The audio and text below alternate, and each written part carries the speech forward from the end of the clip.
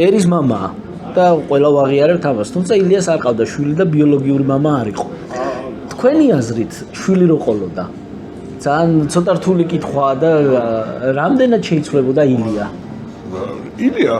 იმიტომ ხარ რომ ეგეთი მაგარი რომ შვილი არ ყავდა. ილია იმიტომ რომ ეგეთი მაგარი რომ ეგეთი მაგარი იყო. რომ მაგარი იქნებოდა ჩემი აზრით კიდე. აი რა შეუშლიდა ხელს შვილი თავადი კაცი იყო რა ვიცი მე მოსამსახურები წავდა წოლი წავდა მის გამოს არცვლიანი იქნებოდა და არაფერი და აღმოსდრდელი კიდე საუკეთესო იქნებოდა თვითონ. ამიტომ მგონია რომ ილია ძალიან მაგარი მამაც იქნებოდა ძალიან მაგარი მამაც იყო და ეხლა რატო იყო კიდე ხანდახან ვერ ვიგებთ ხოლმე ილია რატო იყო ეგეთი მაგარი ადამიანი. აი ილია რომ ჩამოვიდა პეტერბურგიდან საქართველოში ხო საქართველო აღარ იყო რა პრაქტიკულად აღარ არსებობდა გარუსებული იყო მთელი ელიტა. აი ეს თერგდალეულების თაობა ვინც მოდის ეგენი სვამენ მე კითხებს რომ რა ხდება კაცო ჩვენ ესეთი წარსულის ხალხი ვართ ესეთი მაგრები ვართ ესეთი ისინი ვართ და ესე ხელახალი დაბადება ხდება ილიას თავოსნობით საქართველოში იგივე მე წერაკითხვის გამორჩენელი საზოგადოება ავიღოთ აი რა ვიცი მართლა რკინის ქალამნები ჩაიცვეს ამ ხალხმა და რა ვიცი რკინის ის რა ქვია როგორ ქვია ხელჯოხები დაიჭირეს და მთელი საქართველო მოიარეს რომ ნახოთ რამ ხელა ქსელი იყო მე გაკეთებული აი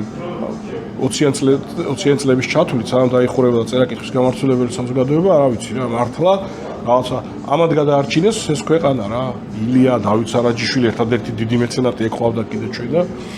რა ვიცი ეხლა მაგიტო ილიაზე ძალიან ბევრს ფიქრობს სხვათა შორის მე და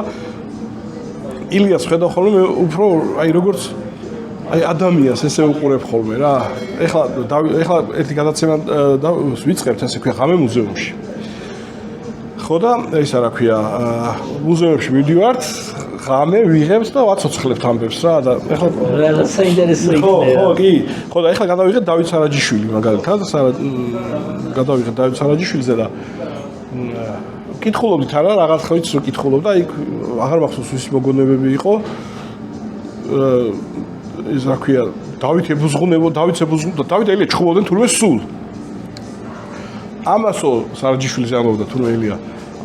ქართველები არ უყარსო აი ესენი უფრო მოწოსო სომხებზე ამბობდა საქმიანი ხალხი არიან მაგალითად ამასო ანუ ამას ეს ქართველების ინფანტილიზმი არ უყარდა სარაჯიშვილს უფრო საქმიანი ადამიანი იყო ძალიან და ამას სუფრაზე თქვა ერთხელ თუ რაღაც ეგეთი და მე თუ წუწუნებდა რომ ისა რა არის შეთა რომ მოდიოდა საჭმელს უჭაო მე კუჩი მткиვაო და ნუ ჭამო ამას სარაჯიშვილს უყავს და რა ვქნა გებრიელი საჭმელები გაქო